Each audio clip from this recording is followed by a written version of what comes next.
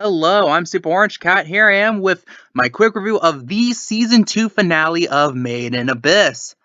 Now, there is a lot to cover, surely, and I'm going to try as best I can to get over everything. I might miss a few things, but I'm just doing the best I can. So, some of the things I really liked about this episode, one thing that really stuck out to me, and I haven't been able to get out of my head since last night, was the brilliant way in which they slowly read off all the seasonal characters, the people who were introduced in this season. For example, you had Majikaja, which apparently evolved into a form that can transport everyone, trying to get him out. And he basically blew a gasket, points out, I know the timing's terrible. And he was able to sacrifice his soul to possess uh, Faputa so she can protect people, protect everyone. Because again, this is part of the final bit of everyone that was still the villagers, the Hollows. They all decided to sacrifice themselves to Faputa to protect our main cast, that being Reg, Rico, Nanachi, and, as we got at the end of this episode, Faputa, which I'm glad about. I'm happy about. I'm happy she's going to be part of the cast now. And another one, and probably the best way a character got written off this season, was actually Maaa. Because if you recall, way back first when we see Maaa, she is squishing out the guts of Manya, and she went through the balancing because of it. And part of the balancing, you might have noticed that a teddy bear got taken out from one of her folds and ripped up. And in the end of not really in the end of Maa's arc, you have Rico barely conscious because she sacrificed her energy so Reg can be summoned into his Super Saiyan mode. She gave Maa a teddy bear, a small teddy bear that she made herself to say thank you for all you've done for me. Thank you for really sticking by me. She's really been right by Rico's side the rest of the season ever since she saved her from Jurimo.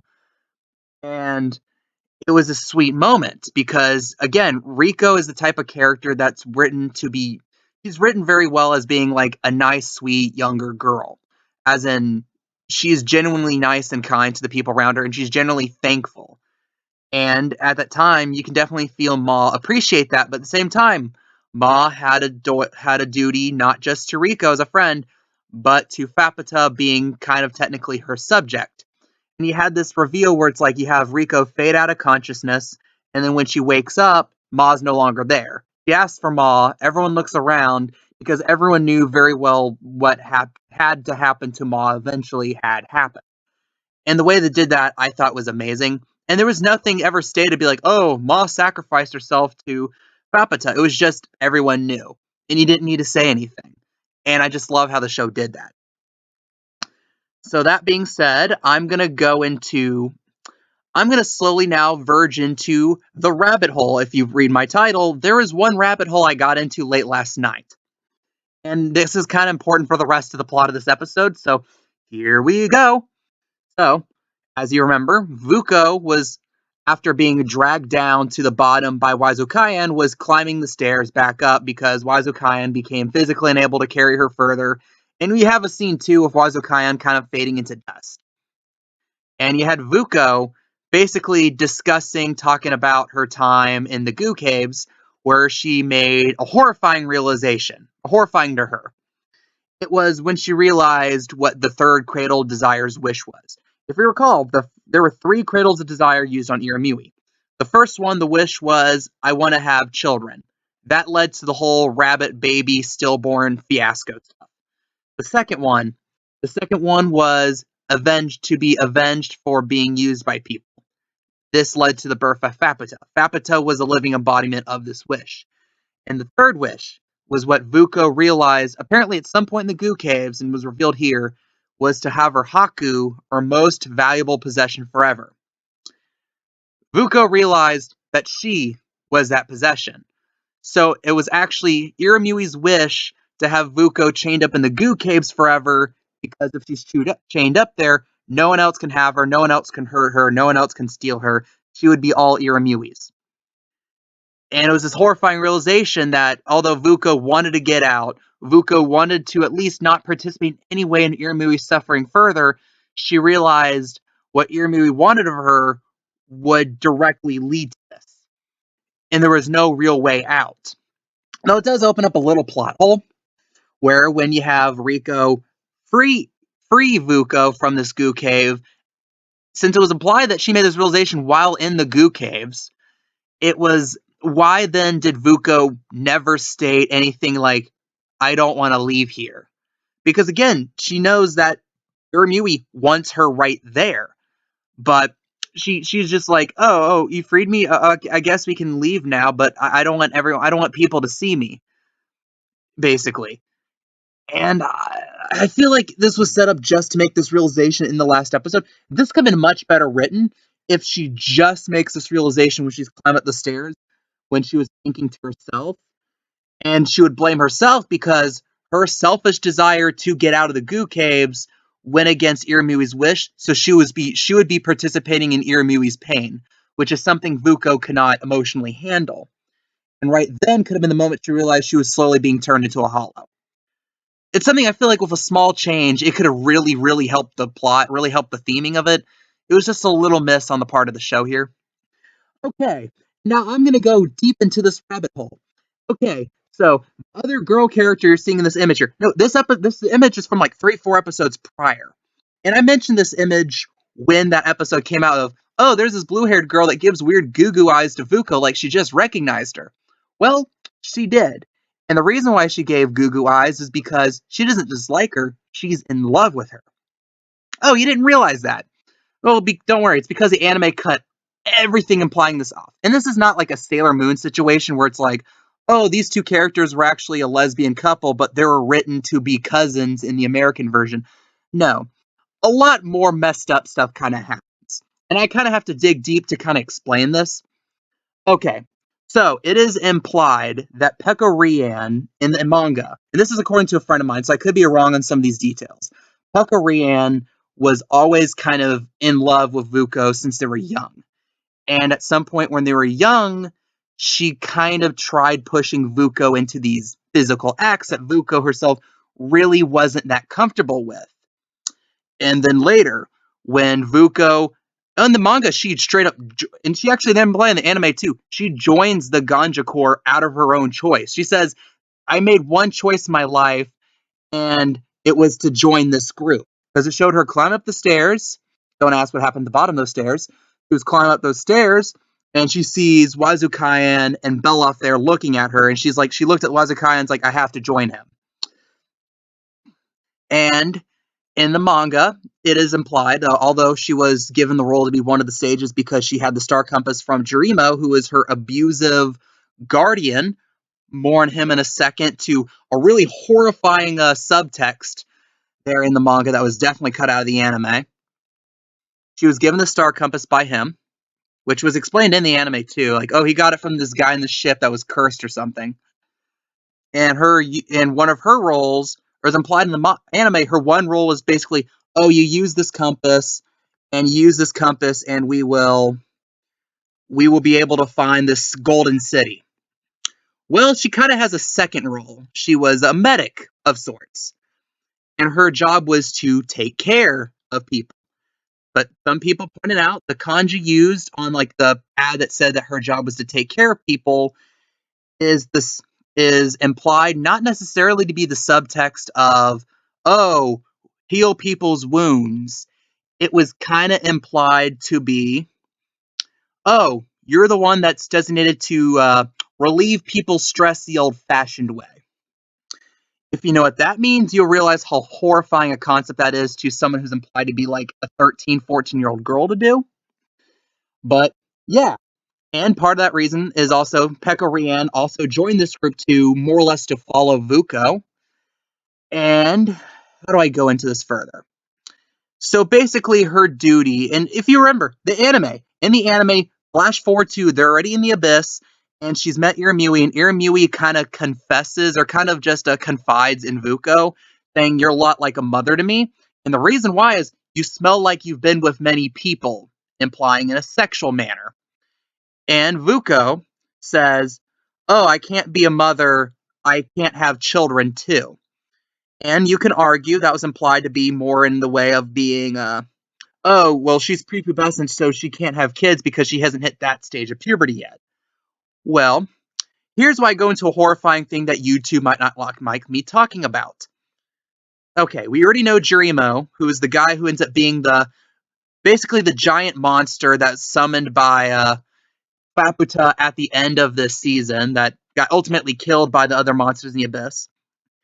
He was a very abusive guardian to Vueko. It was implied at the time it was more verbal and arguably physical abuse. Let me think about it this way.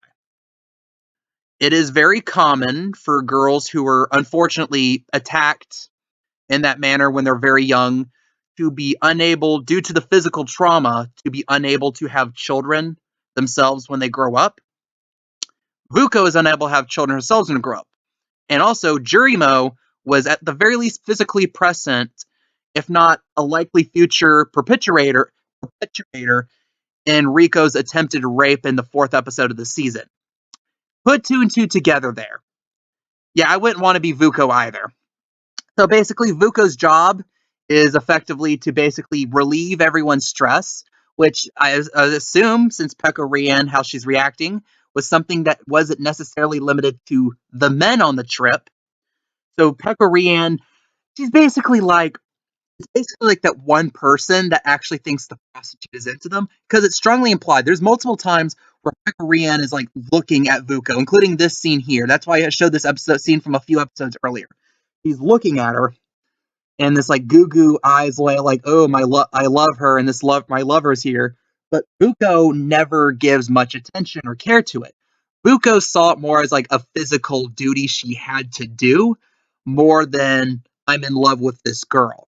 And when Pekka Rian sacrifices herself to save Vueko, you have this Pekka Rian like in tears, like absolutely like in horror of what happened to her lover, while Vuko's more like, oh, she saved me. Okay, like more neutral, and that implies, and that's interesting because there's some people that have taken these inferences and to say, oh, they're lesbians, they're into each other. I don't think so. I think Vueko is just someone who is stuck in kind of an ugly spot, and she did what she had to do for the people around her, which is her character. She wants to make everyone happy. She wants to take care of everyone, and she's willing to sacrifice her own happiness and well-being to do it. This is why the further along you go, you realize how beaten and emotionally and physically drained Vueko is. Like, you have this thing where she mentions, oh, I'm not so sure I can walk because I've been in this goo cave so long.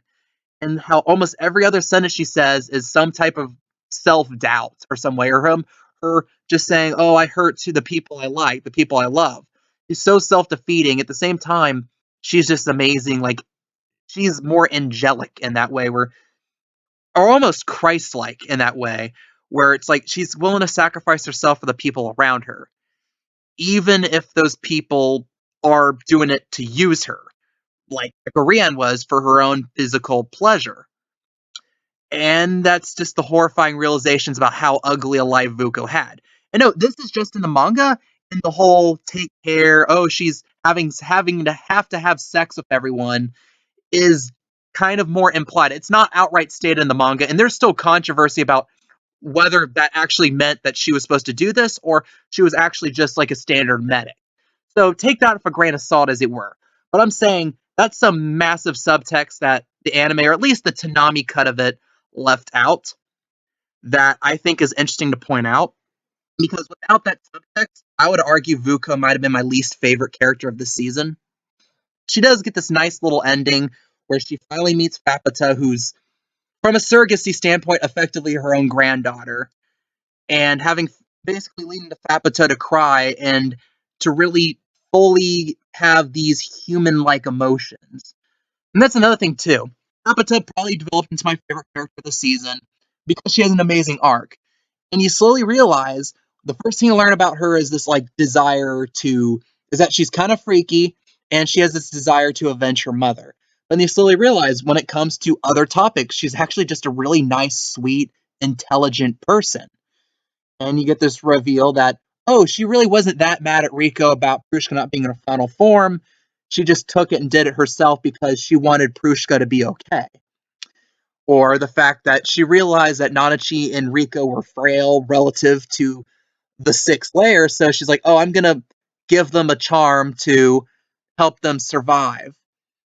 Like, stuff like that. Even though she had every reason to hate Riko, because Riko is effectively the reason why Reg couldn't spend the rest of his life with her, she still is willing to do this little selfless act for Rico to help her out. It shows that she loves Reg more on a deeper level than surface level, oh, he's mine, he's mine. It's more like, I'm just going to do whatever it takes for him to be happy. And she's doing this despite her own anger at the fact that, oh, he forgot what this promise was.